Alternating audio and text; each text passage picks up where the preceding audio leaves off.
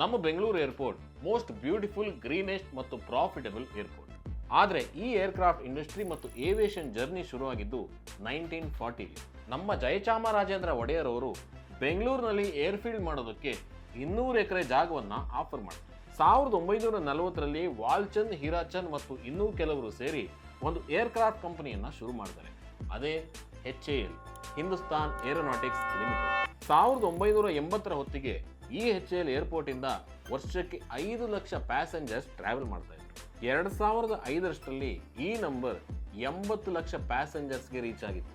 HAL ಅಲ್ಲಿ ಜಾಗ ಸಾಲದೆ 2008ರಲ್ಲಿ ಕೆಂಪೇಗೌಡ ಇಂಟರ್ನ್ಯಾಷನಲ್ ಓಪನ್ ಆಯಿತು. ಮುಂದೆ ಟರ್ಮಿನಲ್ 1, ಟರ್ಮಿನಲ್ 2 ಆಯಿತು. ಈಗ ಟರ್ಮಿನಲ್ 3 ಕೂಡ ಮಾಡ್ತಾ ಇದ್ದಾರೆ. ಹೊಸ ಏರ್ಪೋರ್ಟ್ ಮಾಡೋದಕ್ಕೆ ಜಾಗಗಳನ್ನು ಹುಡುಕ್ತಾ ಇದ್ದಾರೆ. ಸೊ ನಿಮ್ಮ ಪ್ರಕಾರ ನೆಕ್ಸ್ಟ್ ಇಂಟರ್ನ್ಯಾಷನಲ್ ಏರ್ಪೋರ್ಟ್ ಕರ್ನಾಟಕದ ಯಾವ ಸಿಟಿಲಿ ಆಗಬೇಕು ಅಂತ ಕಮೆಂಟ್ ಬಾಕ್ಸಲ್ಲಿ ತಿಳಿಸಿ.